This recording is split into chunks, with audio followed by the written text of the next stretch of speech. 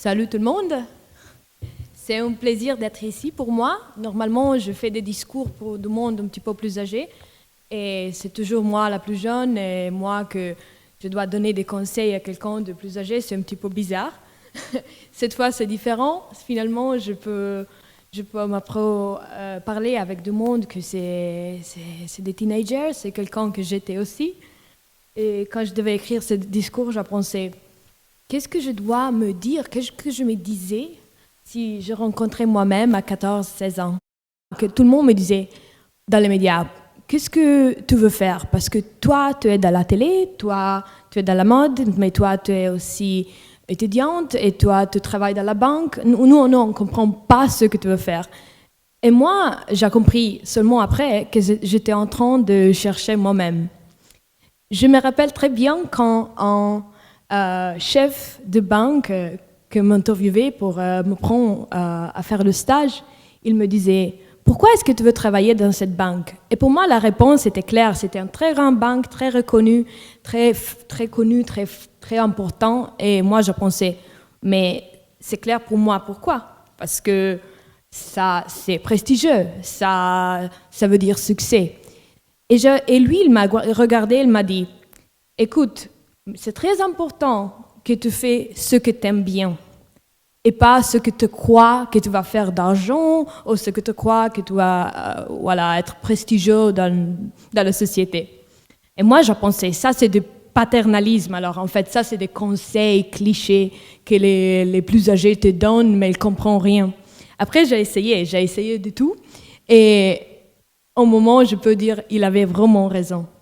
Parce que c'est vraiment important, quand on est jeune, d'essayer beaucoup de trucs, mais vraiment d'essayer des trucs que nous aimons bien.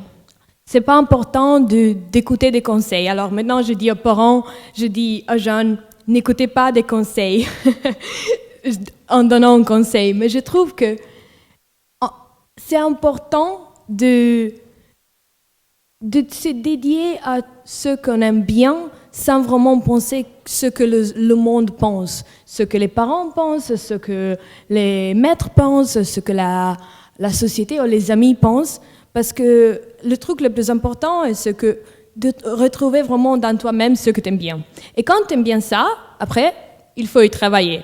Très dur. Mais le succès, il n'arrive jamais tout de suite. Le succès, c'est un parcours de petits succès et petits échecs. Tu essayes, après tu peux faillir, mais tu essaies encore, après tu as du succès. Quand j'ai commencé le mannequinat, j'ai commencé à 12 ans et j'ai connu le succès à 18 ans. Tout le monde m'a dit « Oh, wow, elle est très jeune, elle a déjà si beaucoup de succès. » Mais en fait, sans que je me rendais compte, j'avais une énorme expérience accumulée dans les années. Et ça parce que j'aimais bien ce que je faisais et aussi parce que j'ai essayé encore sans jamais m'arrêter. Alors voilà, mon conseil sûrement c'est de jamais s'arrêter et d'essayer encore et de faire et faire mieux. Alors ça, c'est très important. Toujours, quand vous avez un business ou vous voulez être un personnage public, de réadresser tout le monde sur votre page qui appartient à vous. Parce que comme si vous pouvez la monétiser, vous pouvez faire d'argent après de cette page et aussi le contenu va rester à vous et pas à quelques réseaux sociaux qui peuvent aussi après vendre votre information et vos goûts et ce que vous dites et le statut que vous mettez dans Facebook un jour. Moi, je dis, moi, j'adore manger le chocolat noir et un jour, dans 10 ans, je vais être contactée, ou peut-être dans une semaine, je vais être contactée par une entreprise chocolatière. Qu'est-ce qui se passe? Il y a une information qui s'était passée dans quelque manière. Alors, il faut faire attention à ça et au moins être consciente que ça se passe. Et alors, c'est vraiment pas toujours gratuit, l'utilisation des réseaux sociaux gratuits, parce que le prix qu'on paye, c'est la privacy, c'est notre information qu'on passe gratuitement à cette entreprise.